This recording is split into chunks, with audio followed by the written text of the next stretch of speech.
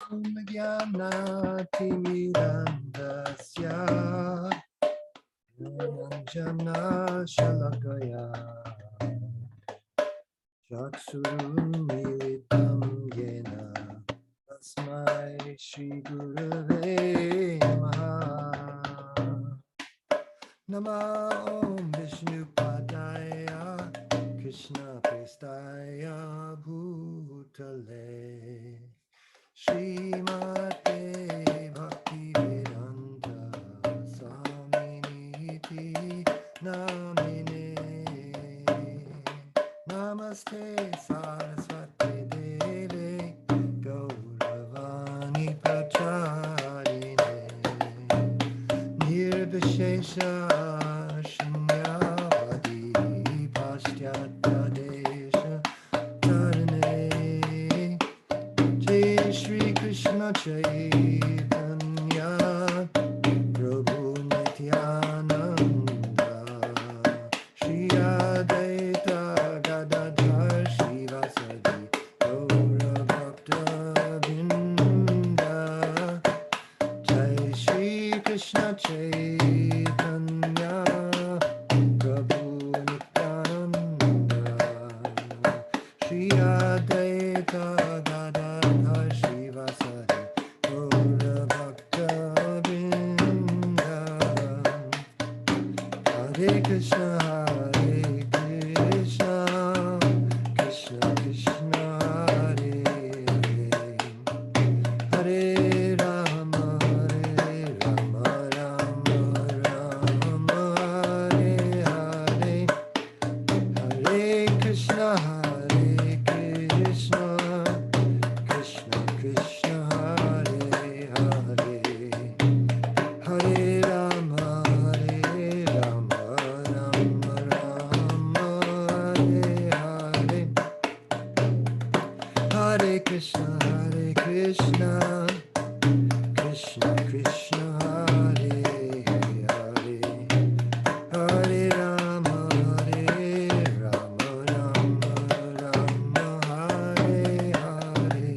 Hare Hare Krishna Krishna Krishna Hare Hare Hare Rama Rama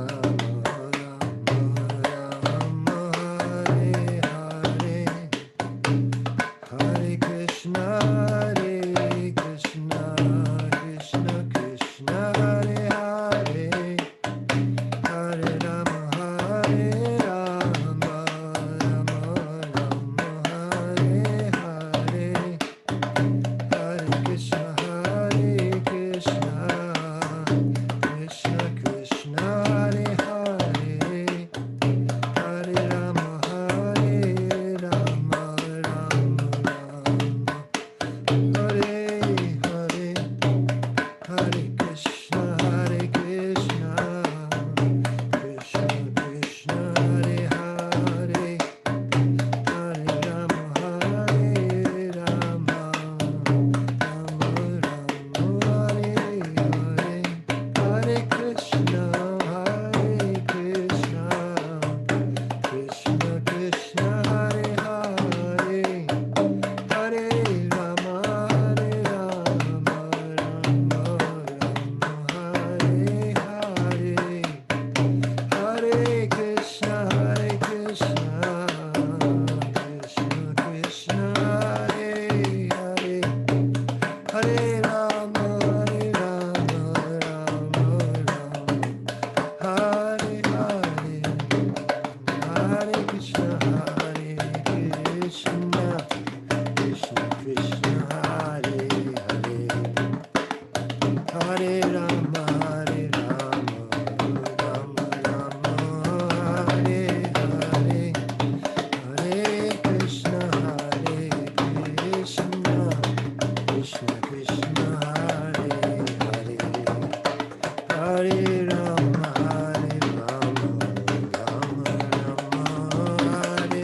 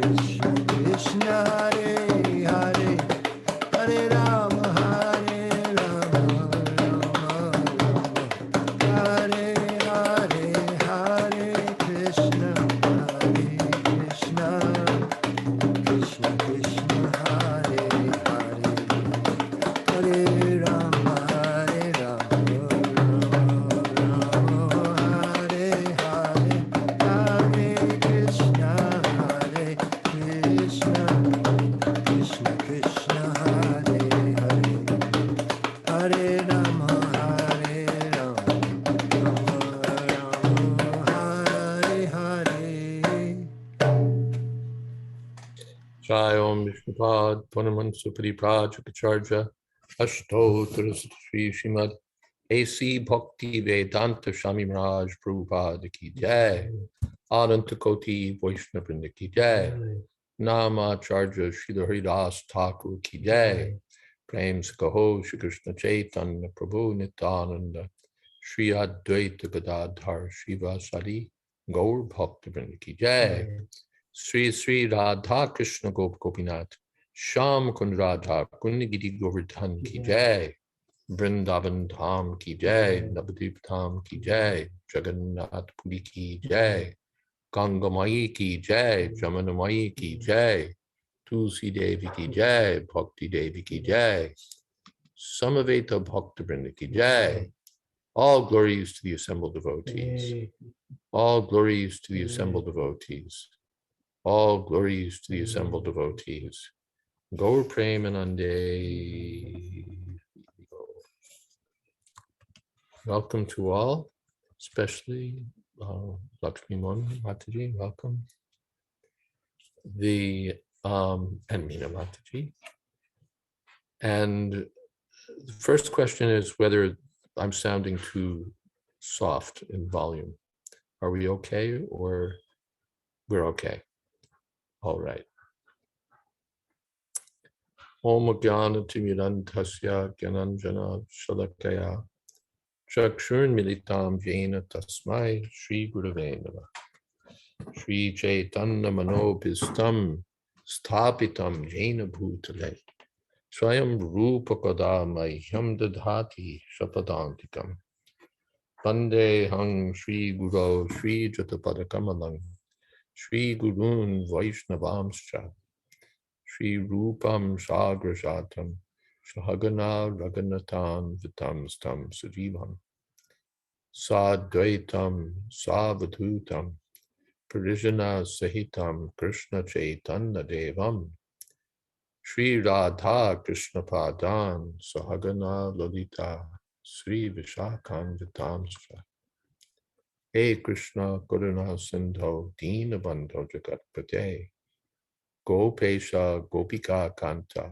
Radha Kanta Namostute Tapta Kamshana Gaurangi Radhe Vrindavaneshwari Vrishabhanu Sute Devi Pranamami Hori Priye Vansha Kolpatarubhyascha Kripa Sindho Bhyevacha Patita Nam Pavanebhyo Vaishnavebhyo Namo Namo Shri Krishna Chaitanya Prabhu Nityananda Shri Advaita Gadadhar Shivasadi Gaur Bhakta Vrinda Hare Krishna Krishna Krishna Hare Hare Hare Rama Rama Rama Hare Hare. Again, welcome to all.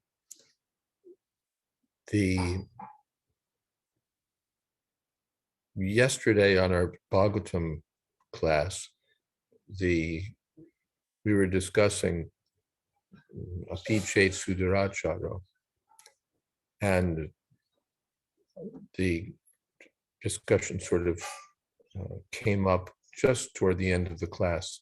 So I said, well, okay, we'll take it up next time. But I thought, well, it suits our Thursday format, taking up sort of no-holds-barred questions and controversies and so on. So I thought we could continue with that discussion now, if that suits you. Or we can pick it up Friday as promised. today, Friday? Other topics you'd rather talk about today? It's all up to you. We're a little democratic on Thursdays. What do you think, Tulsi Priya? You raised the question, actually. It doesn't matter to me. I had initially asked the question. I thought that I would postpone it for today. But I'm not the only one in this gathering, so whatever everybody else wants to do, I'm up for.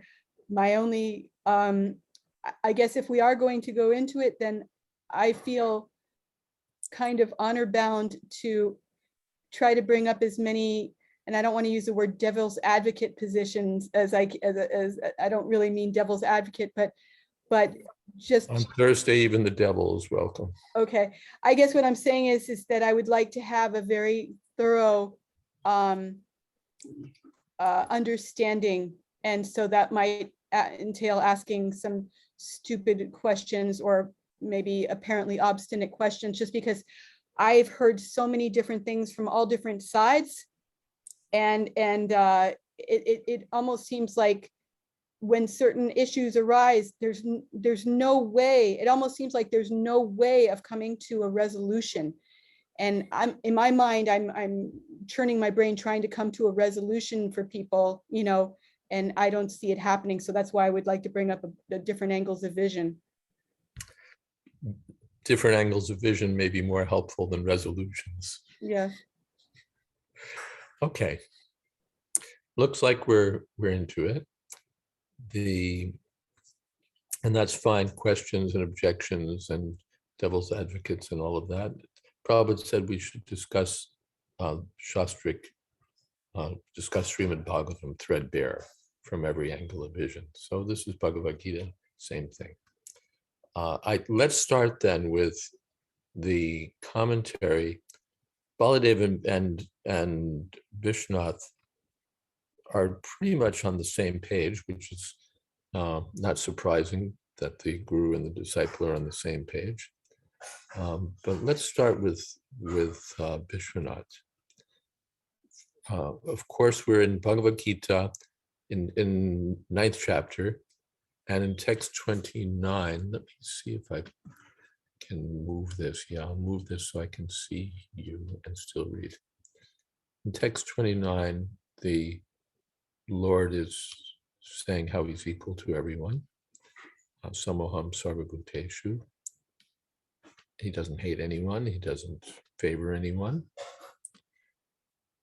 Then we come to 30. Api chet suduracharo bhajate mam ananyapak sadhureva samantavya samyag vyavasito hisaha. So this is 9:30. Even if the most sinful person worships me with no other desire than to please me, I consider that person to be my devotee, since he has fixed himself completely in me. This is Banu Maharaj's translation of Baladev and Vishwanath, starting with Vishwanath. And that's the translation that Banu Maharaj was given. Now, the commentary: my attachment to my devotee is my very nature. That attachment does not decrease, even if the devotee commits wrong, for I make him come up to the highest standard. If someone with bad conduct, addicted to violence, thievery, or adultery, sudurachar, worships me and worships no one except me, and does not follow any other process like karma or gyan, and has no other desire than my desire, ananyapak, he is my devotee, sadhu. Then the objector speaks up, but considering his bad conduct, how is he a devotee? He is to be respected, and this is in quotes, this is Krishna speaking. He is to be respected, mantavya, as a devotee, because of his devotee qualities. It is a command. Not doing so is an offense. My order is the authority. So he should be considered a devotee in that portion where he worships you, and as a non-devotee in that position where he commits adultery. Krishna says, no, he should be considered as a devotee, eva. Eva means certainly. He should be considered a devotee in all his parts. You should not see his bad qualities at all. He is completely convinced, samyak vyavasitaha. He makes a splendid resolution. I will go to hell for my sinful actions, which are hard to give up, but I will not give up dedicated worship of Krishna. Then text 31 comes up, and the Vishwanath has the dialogue continue. Kshipram bhavati dharmatma shashvach chantim nigachchati kaunteya pratijanihi name bhakta pranashyati. Very quickly, he becomes a righteous person and becomes completely devoid of contamination. O son of Kunti, please declare that my devotee never perishes. And then the director says, how can you accept the worship of such a sinful person? How can you eat the food and drink offered by a heart contaminated with lust and anger? And Krishna replies, very quickly he becomes righteous. And Vishwanath comments, the present is used, present tense, and not the future, to express the fact that having committed sin, by remembering the Lord, he becomes repentant, and thus very quickly becomes righteous. Oh, how unfortunate I am. There's no one as low as I, bringing bad name to the devotees. Repeatedly, Shashvat, he feels completely, ni for nitaram, completely disgusted, shantim, with his actions, completely disgusted, shantim. So, or the use of the present tense can indicate that in the future he will develop righteousness fully. But even right now, it exists in a subtle form. After taking medicine, though the destructive effects of fever or poison remain for some time, it is not to be considered a serious condition. Thus, with the entrance of bhakti in his mind, the sinful actions are not taken seriously, and the traces of sin, such as lust and anger, should be considered insignificant, like the biting of a toothless snake. Thus he attains nigachchati, complete cessation of lust and anger, shantim, permanently, shashvat. In nigachchati, ni stands for nitaram, completely. This means that even during the stage of having a tendency to commit sin, he has a pure heart. If he eventually becomes righteous, there should be no argument. There would be no argument. However, if a devotee is sinful right up till his death, what is his position? The Lord, affectionate to his devotees, then speaks loudly with a little anger. O son of Kunti, my devotee is not destroyed. At the time of death, he does not fall to a lower position. But arguers with harsh tongues will not respect this. Krishna then encourages the worried, lamenting Arjuna. So this is Arjuna who's objecting. He's encouraging Arjuna. O Kuntiya, going to the squabbling assembly with a tumultuous sound of drums, throwing your hands in the air, you should fearlessly declare this. Declare what? Declare that my devotee, the devotee of the Supreme Lord, though committing sin, does not perish, but rather reaches success. Arguments defeated, pride defeated, they should undoubtedly respect you as a guru. This is Sridhar Swami's explanation.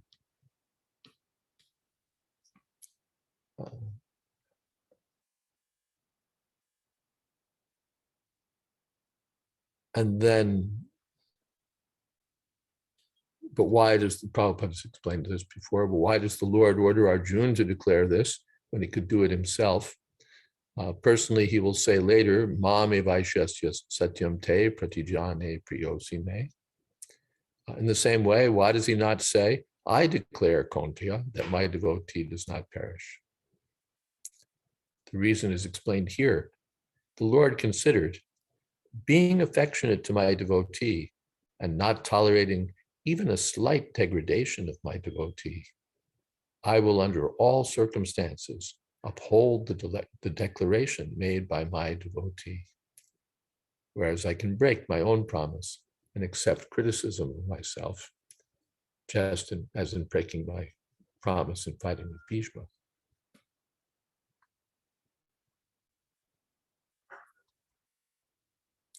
Thus, hearing a declaration from my mouth, materialistic disputers will laugh, but they will accept Arjuna's declaration as if it were written on a stone. Therefore, I will have Arjuna make his declaration, make the declaration. And thus, one should not accept the statements of the falsely intelligent persons who, after hearing about Ananya Bhakti, even of the greatest sinner, think this declaration made by the pure devotee cannot apply in cases where attachment to wife and children, sinful acts, lamentation, illusion, lust, anger, and other despicable qualities manifest. So that's the story there. Now let me just look a little bit.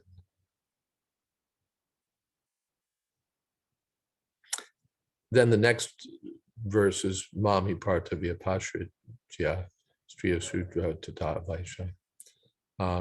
And there it's, I don't think I'll read the whole purport now, but I'll just pick out the main points. It's so remarkable that my bhakti does not consider the accidental faults arising by actions of my is it so remarkable that my bhakti does not consider the accidental faults arising by actions of my misbehaving devotee? Actually, my bhakti does not even consider the inherent faults of a person which arise from his very birth, not occasional accidental faults, but inherent faults. This is what we do because this is our birth. Even those of sinful birth, papa yoni, outcasts or mlechas who surrender to me, attain the supreme goal. Then Vishwanath quotes Kiratu Hunandra Pulinda Pulkasha. If bhakti can deliver the outcasts, it can surely deliver women, vaishyas, or others who are impure or subject to bad qualities, such as lying. So there you have it. That's Vishwanath's commentary on these relevant verses, stated quite strongly or unequivocally. Now, Tina says, but if one is engaging in devotional service, shouldn't not engaging in abominable actions be a symptom? Yes, Yasyasti bhakti or bhagavatya kinchan, all the good qualities develop in a devotee, but they may not develop all at once. There may be some discrepancy. First of all, the person may not be completely mature in devotional service, or Srila Prabhupada explains elsewhere that generally material life and spiritual life go along parallel lines, but sometimes something happens and the material life crosses over the spiritual life. There's a contradiction, as it were, or it's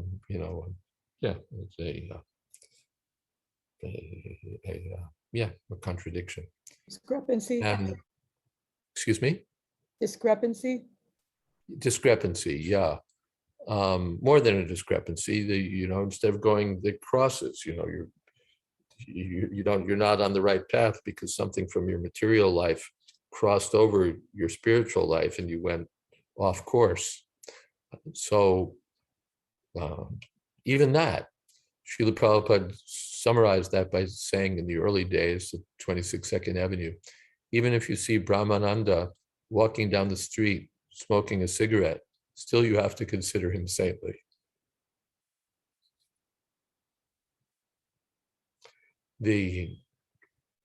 Yes, still you have to consider him saintly. Abhichet Sudarachara, very quickly he'll come to the standard.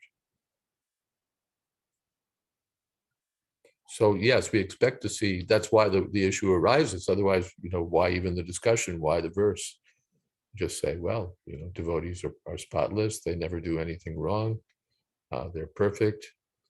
But here it's understood, no, sometimes devotees do something which is not only imperfect, but bad, and not only bad, but very bad. Durachar is bad, and sudurachar, su is an intensifier, really bad, abominable. Abhichet suduracharo, even if he does something really bad, abominable, but bhajate, he engages in devotional service, ananya bhak, without any other. He doesn't go to karma, he doesn't go to Gyan, he doesn't say, well, let me try Lord Shiva, let me try something else. He remains fixed in his determination to serve Krishna. Sadhur eva, he must be considered. Mantavya, he must be considered. Eva, definitely a sadhu. Samyak vyavasito, he said, because he's situated properly in his determination.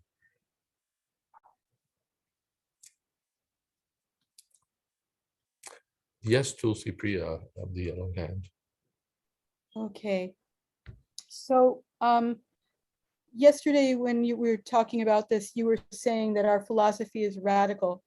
And I agree. And I agree it's radical. And but I was thinking that there have been examples, at least one I can think of radical, of a radical application of one's belief. And that was with the Amish. Some years ago, there was a crazy man went into an Amish school and killed some children and the teacher. And within a few days, if not the next day, the members of the Amish community went over to the murderer's home and brought food to the wife of the murderer. And when they were asked why they did that, they said, we have an obligation to forgive, and she is hurting as well. So we're here to, to comfort her. And to me, that was just mind blowing. I guess I'm bringing this up because where I'm hearing a lot of the controversy and the back and forth of opinions and anger and outrage is because sometimes these abominable actions or these bad behaviors affect other Vaishnavas. And so then they say it's not just a fall down, this is Vaishnava aparad, And so I'm wondering, I can accept completely what is being said here. Yes, we consider the person saintly because from Krishna's perspective, it's a tiny thing, it's a minor thing. But to a person who has been injured, it's not tiny, it's not minor, it's life-changing. And so it almost seems as if that if we take this instruction to consider them saintly, it practically speaking demands that we forgive if we want to, so that opens the question, where does justice come in? Where does punishment for bad behavior come in? Because it's not just Krishna's perspective, we live in a society. So how do we reconcile these different things if somebody's tremendously offended, but everybody else is seeing the same person, the offender, as saintly? Does that make sense? Yeah, of course, you asked two questions. One was about Vaishnava aparadhs and one was about forgiveness and how things affect, well, several things. That things may seem insignificant to us or to some distant judge, but to the person affected, it's not a small thing. So that was one point. And then the discussion revolved around forgiveness and sort of, what would you say, competing concerns. On the one side, compassion for the offender or consideration, well, the person's a devotee, and on the other side, justice and satisfaction of the demands of those who think justice needs to be applied. Does that cover all the territory there? Tulsi Priya? I think it does. Okay, so let's put Vaishnava aparadh to the side just for a moment. We'll come back and revisit it. But as far as justice and so on, to quote another Shastra, justice is mine, saith the Lord. We're not the persons who set things up. We're going back to Vishwanath. He says, Krishna says, I'm the authority here. They may have their resolutions, they may have their laws, they may have their whatever, but I set the standard for what's moral, for what punishment is deserved or not deserved. And here's what I'm saying. Lakshmi Modi tells us this story one time of she was with Srila Prabhupada and talking about something that wasn't supposed to be. You know that story where but Prabhupada said? Where you told Prabhupada, but Prabhupada said? You're muted. You're still muted. Yep, still muted. There you are. Yeah. Please adjust your screen, Maharaj. Thank you. Yeah. We can only see the top part of your head. What happened was, it was a whole thing with the eyes of the deities. And I had been told that Srila Prabhupada had requested that the deities have conch shell eyes. And the devotees didn't put him on the deities because they thought it looked weird. So when I came, I was asked to be the pujari, and I found these eyes in a box, and I thought, what are they doing here? I asked the devotees. The devotees said Prabhupada wanted them on the deities, but we didn't put them on because we thought they looked weird. And to me, that just didn't make sense. Prabhupada wanted them on, and you didn't put them on because you thought they looked weird. How does that work? You have a personal conversation with Krishna or something? So we were in a place where it was very easy to access Srila Prabhupada, and I just walked over into Prabhupada's room. And I said, Srila Prabhupada, I heard that you wanted these eyes on, and I just want to tell you that if you want them on, we'll put them on. And he said, no, Kalachandji's eyes are fine just the way they are. And I thought maybe he didn't understand me, so I repeated myself again, and he repeated himself again and said the same thing. Kalachandji's eyes are fine, just the way they are. And then I tried to explain it one more time, maybe slightly differently, and Prabhupada stopped me mid-sentence. And he said, I'm Srila Prabhupada, and I'm telling you what I want. Kalachandji's eyes are fine, just the way they are. The way I remember hearing it from you before was that you said to him, but Prabhupada said. Yeah, well, I said that twice.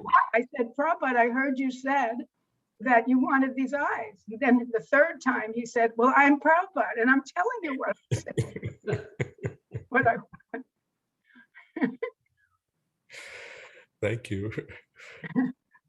So Someone in a told me that it was like I was trying to get Prabhupada to yell at me, but that was not. so the story came to mind because Krishna is the standard of morality, and he says, "Apichet sudaracharo." And so when Arjuna says, "Well, what about this?" But I'm Krishna, and I'm telling you, he has to be considered saintly. So, what about morality? What about wait a second, I'm the person in charge here. I'm the authority, and I say he's saintly. So that's to be considered. I'm reminded of Yudhisthira Maharaj, who was too moral to lie, and it was considered a fault in that Krishna is asking him to lie. So the higher standard of morality is to lie. There are those who say that Yudhisthira was so moral that due to his high standard of ethics, his chariot never touched the ground. But then after that incident, now his chariot touched the ground because he told the lie. And as I heard it, Srila Prabhupada took it the other way. No, because you hesitated to follow Krishna's instruction. That's why his chariot touched the ground. So it's Krishna's instruction. What are we going to do? What are we supposed to do? Prabhupada said that one time. He was talking about Namam Duskrita Namuta, and he was explaining it to one guest. And he said, "It's not my saying, it's Krishna's saying. What can I do?" So this is what God says. What are we supposed to do? Supreme Personality of Godhead is telling Arjuna, you go out, you go to the assembly and beat some drums and tell them very loudly, my devotee must be considered saintly. He never perishes. So that's one answer. And another thought that comes to mind, and I don't need to be the only speaker here, so other thoughts are welcome, and feel free to just jump in, unmute yourself, or as you like.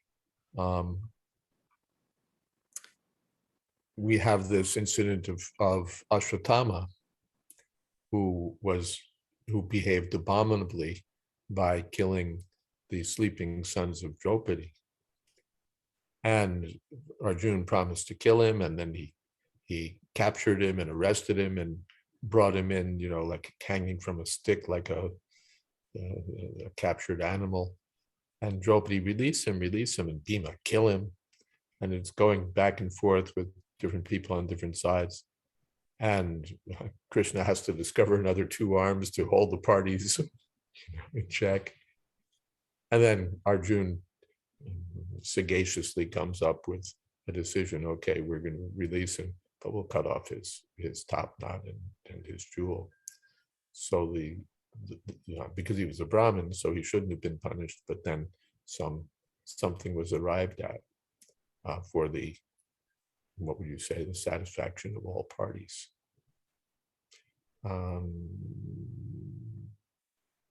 Well, are there others who would like to say something here? The point of that, though, is that everybody was satisfied by Krishna's decision, and whereas whatever the GBC decides, practically no one is ever satisfied. Well, till the GBC reaches the position of becoming Vishnu Tattva, that's what we have to expect. And of course, no one ever becomes Vishnu Tattva except Vishnu. So, Hare Krishna. So that's by the way, the penance one takes on by being a GBC man that no one's ever satisfied with, or there's always someone dissatisfied with whatever you decide. Yeah, I wasn't implying that they ought to be or whatever. I'm just saying that's usually the case.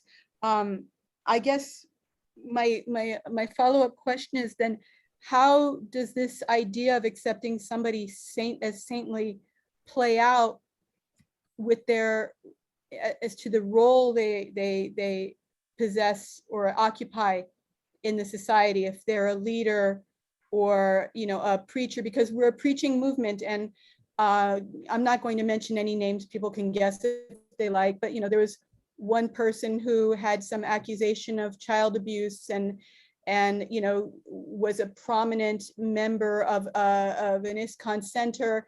And I used to wonder to myself, how long until people, you know, do some internet Googling, you know, do some Googling and find out all these things that are going on around this person, and that's going to affect their view of this preaching center in terms of, you know, PR and what have you. And that's not the only consideration, but I guess because we're a preaching movement, how do you explain to somebody who can't understand? I mean, it, you know, it took me a lot. I mean, I remember reading this, it just didn't make sense. You know, this apichedusudracha, how does it make sense? And somebody's just, you know, tra la la, they did this, but you know, everybody's like, no, he's saintly, it's okay. So how do we reconcile this when we're trying to preach to people who will not understand it first? Yeah.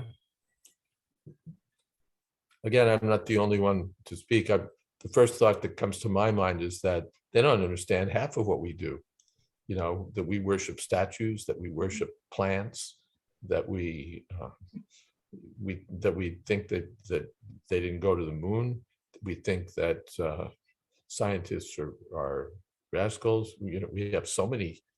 If we want to mold ourselves to be reasonable and popular and acceptable to the mainstream, we're going to have real problems. But Prabhupada said, we don't want to go to their standards. We want to bring them to our standards. And that's a problem that I've seen, you know, as an amateur observer of little bits of religious history. You start off with a really radical message, and then you say, well, yeah, but people won't understand this, and people are going to have a hard time with that. And the founder said this, but it was, you know, it'll be seen as harsh. And, you know, fast forward and you're sort of pea soup. You don't have anything to say anymore, except, yeah, we agree with you. Yeah, you're right. Yeah, and so on and so on. So so we saw that Srila Prabhupada took hard decisions and stuck with them. An example that comes to my mind is when there was some statement published in BTG regarding Balabhacharya and the comment about one who doesn't follow the Swami as a prostitute. And there was an uproar. Life members in Bombay particularly were outraged, and there wasn't an internet then, but somehow or other the word was spread from person to person, and people were shredding their ISKCON Life membership cards and sending them back. And there was a huge uproar, including Sumatu Mukherjee, who's a devotee of Balabhacharya, and she was disturbed. And Srila Prabhupada didn't back down. He didn't back down. He explained things. He tried to make it, you know, he drew parallels that actually Chaitanya Mahaprabhu and Balabhacharya were friends, but because, as you're disturbed, because Balabhacharya seems to be criticized, so Chaitanya Mahaprabhu had to say something when Sridhar Swami was minimized. So somehow or other he, you know, tried to bring peace to the matter, but he didn't do it by backing down. Another time there was someone made a comment about the Goswamis of Vrindavan becoming hogs in their next life. And Prabhupada didn't back down from that one either. He wrote an article in BTG sort of giving credit to the Goswamis where credit was due, but not backing down. Not backing down. Is that a raised hand, Lakshmimani Mataji? Yes, it was a raised hand. I think also to be considered along the lines of, quote, the devil's advocates, unquote, is what happens when people don't agree on what a sinful activity is. Because many, like for instance, Lord Indra, if Indra was an ISKCON, I wonder where he would be now. maybe even It Lord wouldn't be Brahma Indra, wouldn't that's for be sure. anymore. Huh? I'm sorry, I interrupted you. Go ahead. And coming down from Indra and Brahma, who probably would have gone through a lot of trouble, but culturally, knowing the Vedic culture, the depth of the Vedic culture, even the local culture now, what is different in one place than it is in another. So who and how is it decided?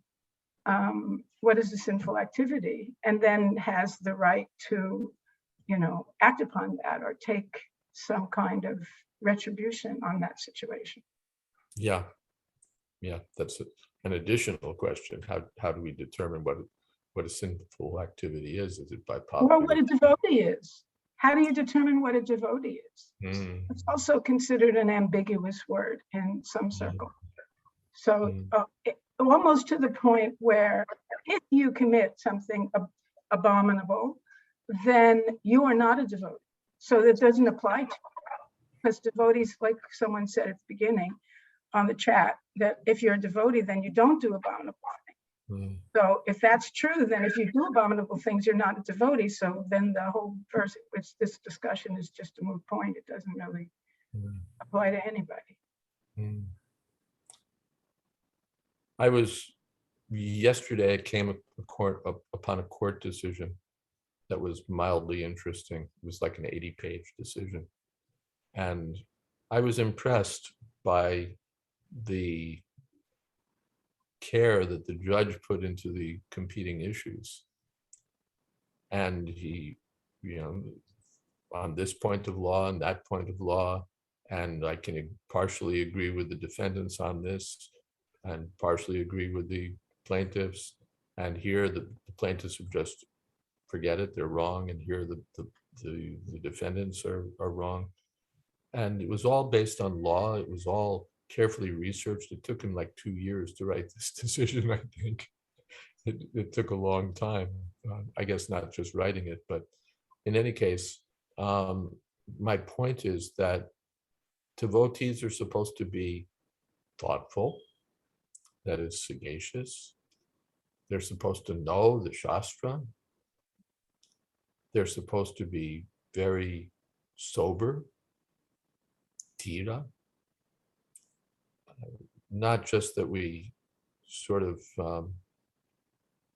like we're warriors with proof texts in our hands that we wave like flags as we charge forth on our horses without much thought in our minds. We're just, what's the word? Stirred to action by what we've read on the internet, and now we're ready to go for truth, justice, and the American way. These things take careful thought. I think of Giriraj Maharaj as an example of a sagacious devotee. How carefully he considers what he says, how thoughtful he is in considering issues, and almost invariably how he has something from Srila Prabhupada that's relevant to bring to bear. So that kind of intelligence and thoughtfulness and patient sobriety is needed in order to come to any kind of decision in the material world and on the spiritual platform. Just to be roused by passion may not help us very much. So that's one point. And then, as Lakshmi Moni, as you said, well, what's a devotee? What's a sin? All of these things have to be carefully thought about. Well, what is sinful activity, and who is a devotee, and what is it that we have to do? Are we becoming sinful now by acting improperly, either by not doing something or by doing the wrong thing? If we're are we ignoring Krishna's instruction? Are we following Krishna's instruction? What are we doing? Because as that person, we're being asked to hold this person to account, but we may be held to account. And we may be held to account by Krishna. What about my instruction? Did you put that aside? Or were you foolish? What? So very carefully we have to think about things. And not just think as in think, but think about Krishna's instructions, know what they are, and consulting other saintly people, and not just blown away by what will the public think, which is what will the ISKCON public think, or what will the public think. That's worth considering, but it's not our final standard of morality and truth. It's not a substitute for Bhagavad Gita. Maharaj, Okay. I wasn't trying to imply that what the public would think, or for that matter, even the ISKCON public would think, is the last word in how we deal with things. But I did ask, and honestly, my head is swimming with all the different things that are being said here. And if you answered it, I'll have to go back to the class and listen again, or go back to the recording. I'm still not clear on how somebody who has, it seems that anything that involves breaking a principle or breaking a vow of one's ashram, for instance, a sannyasi who falls down, or sexual abuse of a child, things like that, it seems pretty clear that those things are something that would be considered sinful activity. Otherwise, we have Yes, some. there are things where we could look at it closely and say, well, is this sinful, or is it just sort of a violation of community standards, or a violation of what are now the community standards? Those are sort of close questions, but he raped my daughter, he shot my wife. That's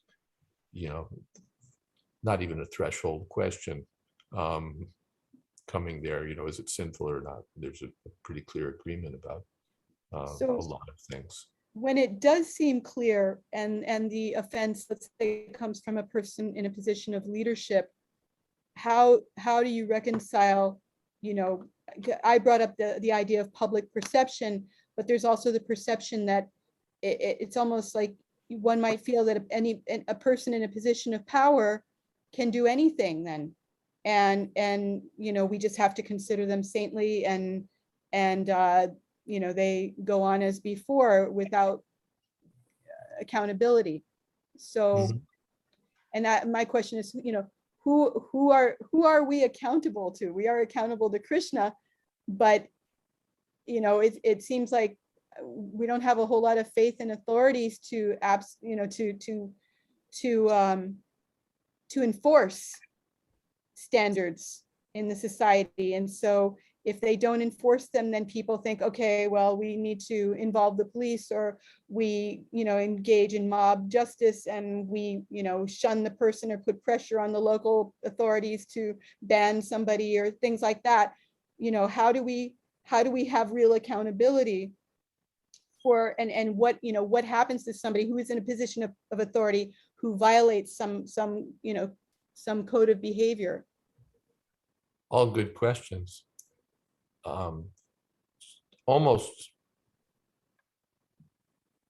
well, as a preliminary, not as an answer to the question, and not as a way of escaping the question, but just as a starting point, you need good governance to begin with. Before you get to the stage of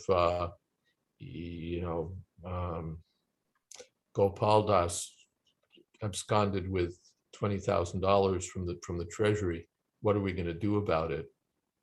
There should be good governance in place, so that these things, so that there's, where was the accounting before we talk about accountability and punishment and all of that? What was your system of government? How is it that someone could put his hand in the till and walk off with $20,000? Did you have proper systems in place? Didn't you have proper oversight, proper review? So that's a first thing. It's real easy to have sloppy governance and then blame the person who got caught or who acted in discrepant fashion. And it's not to be excused. But the first thing is that we have good governance. That's the first thing. Things should be there should be proper systems in place, proper oversight, again, thoughtfulness in how we do things, so that people aren't, so that we keep this stuff to a minimum. Now, that doesn't answer their question. That's just an observation. The question remains, what do we do when a person is in position of leadership? And it can seem as if you're just saying, well, leaders are our guys, and our guys are our guys. And so the heck with what anyone else thinks. We're drawing the wagons around our people and protecting them.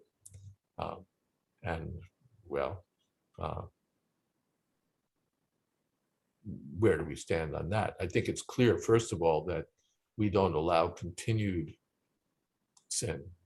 And that is to say, well, you're in a position of authority, and so we don't mind if you go on doing it and doing it and doing it and harming people on and on and on. That's okay with us because we consider you saintly. Even if we do consider you saintly, that doesn't relieve us of our duty of protecting others.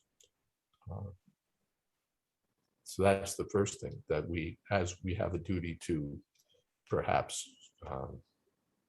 as we have duties to our own leaders, or even to fallen people or people who've broken some moral code, we also have the duties to the rest of our people. And we can't let those just go by the wayside. So we have to have, first of all, we need to see to their welfare, their protection, their welfare and their protection, their Krishna consciousness.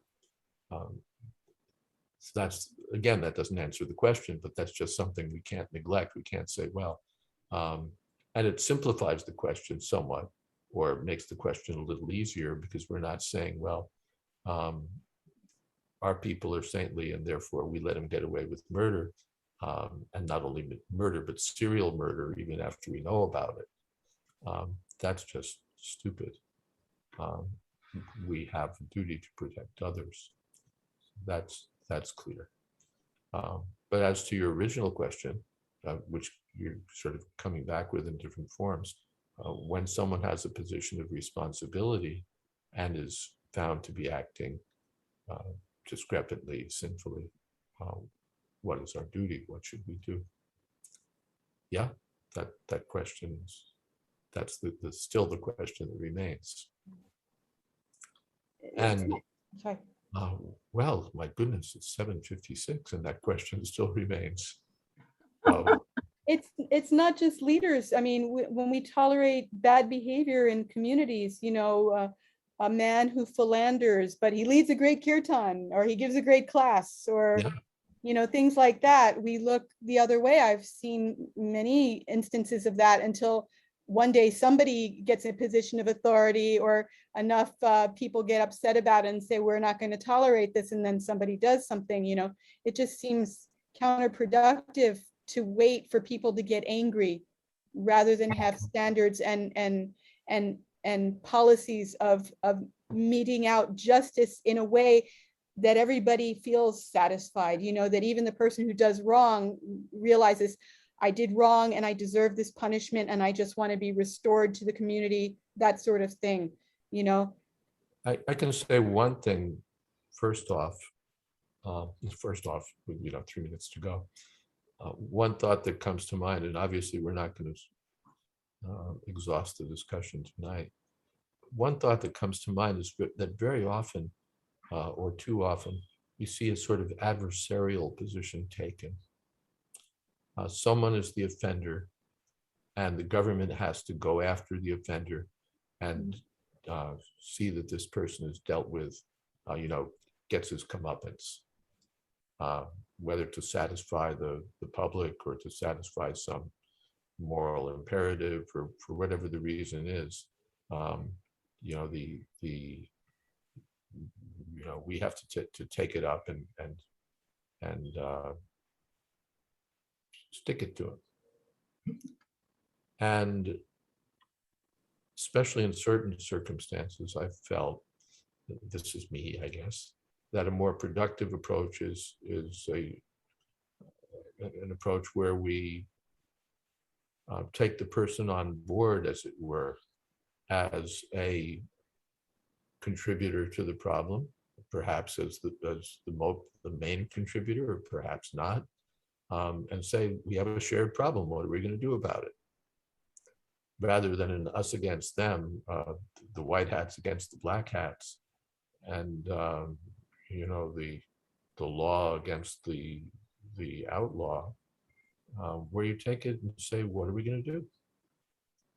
And where everyone, what shall we say? I don't want to say everyone takes responsibility for the problem, but where it's recognized as a shared question. Because after all, this person is a devotee, or this person has to be considered saintly. So do we just put that aside and go after the person so that we can, you know, show his body hanging from the gallows, and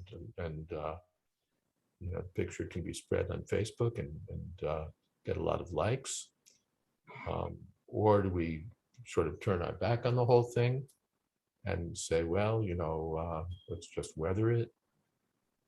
Or do we make it a project in which the various parties are involved, not as enemies, although there are situations in which there's natural enmity to be dealt with, but where these things are taken into account, that my devotee has to be considered saintly, that we're not just looking for the appearance of justice,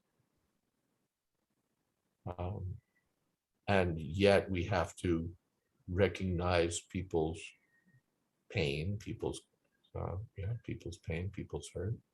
So how do we deal with that as a community in which the declared offender or supposed offender or accused offender is a part? Not that that person is now set aside and just driven out and excluded, but there's more of a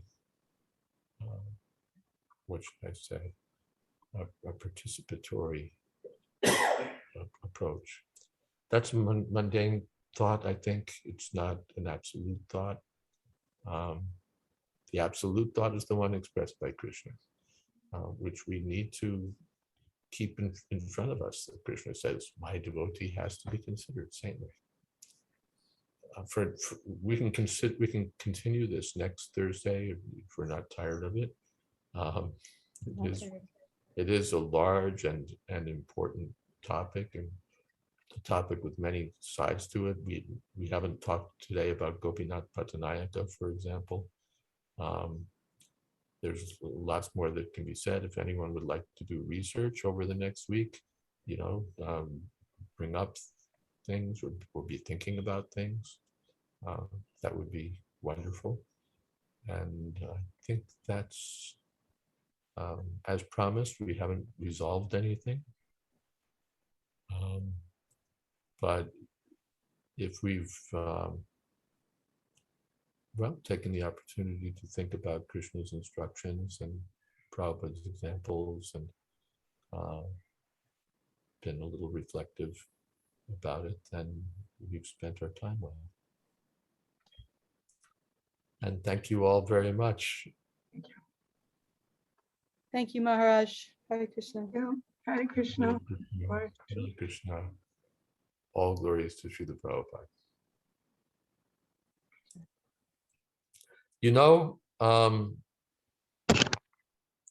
Can we do kirtan for a couple minutes, just because I'm not satisfied with ending with well, we've thought about things carefully. Kendra, could you? Hare Yeah, Krishna. Hare Krishna. I just Yes. wanted to say, I really felt completely satisfied with the way you ended this. And we were on the edge of our seats. This has been the most engaging discussion yet. Thank you for monitoring it, Maharaj, and being the Shastric Prabhupada director. Yeah, I really appreciate your Your leadership kindness, approval. on this call. It was right on target. Thumbs up. Your kindness. It's an on day. I talked to him. Hare Krishna, Krishna Krishna, Hare Hare, Hare Rama, Rama Rama, Hare Hare, Hare Krishna, Krishna Krishna, Hare Hare, Hare Rama, Rama Rama, Hare Hare, Hare Krishna, Krishna Krishna, Hare Hare, Hare Rama, Rama Rama, Hare Hare, Hare Krishna, Krishna Krishna, Hare Hare, Hare Rama, Rama Rama, Hare Hare, Hare Krishna, Krishna Krishna, Hare Hare, Hare Rama, Rama Rama, Hare Hare, Hare Krishna, Krishna Krishna, Hare Hare, Hare Rama, Rama Rama, Hare Hare, Hare Krishna,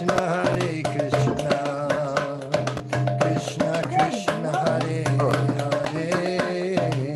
Hare Rama, Rama Rama, Hare Hare, Hare Krishna, Krishna Krishna, Hare Hare, Hare Rama, Rama Rama, Hare Hare, Hare Krishna, Krishna Krishna, Hare Hare, Hare Rama, Rama Rama, Hare Hare, Hare Krishna,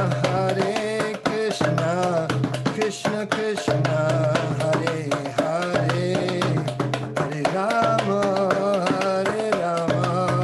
Rama Rama, Hare Hare, Hare Krishna,